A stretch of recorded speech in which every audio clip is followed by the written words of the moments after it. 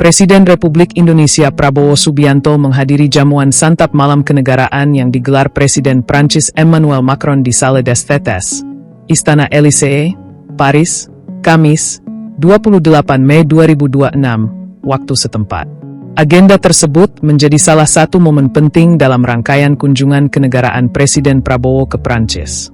Kehadiran Kepala Negara Indonesia dalam jamuan resmi di pusat kekuasaan Republik Prancis itu mencerminkan semakin eratnya hubungan diplomatik dan kemitraan strategis kedua negara.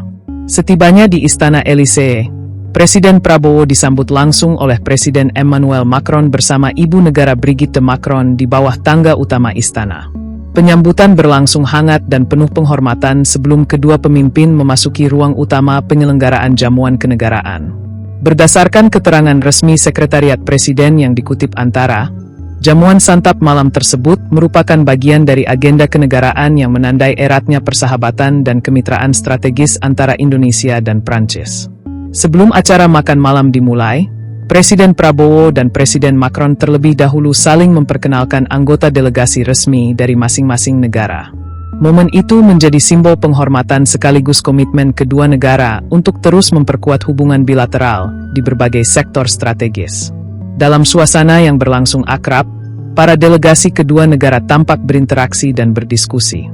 Jamuan kenegaraan tersebut tidak hanya menjadi agenda seremonial, tetapi juga menjadi ruang diplomasi yang memperkuat komunikasi politik tingkat tinggi antara Jakarta dan Paris.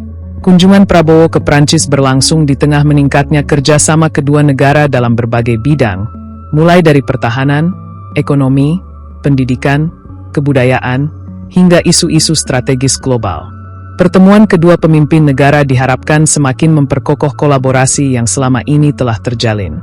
Hubungan Indonesia dan Prancis dalam beberapa tahun terakhir menunjukkan perkembangan yang signifikan.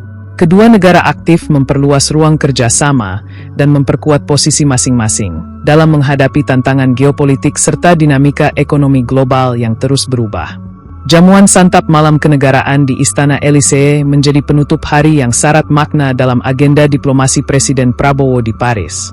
Di balik kemegahan istana dan tata acara kenegaraan Prancis, tersirat pesan kuat mengenai semakin pentingnya posisi Indonesia dalam percaturan hubungan internasional dan kemitraan strategis dengan negara-negara besar dunia.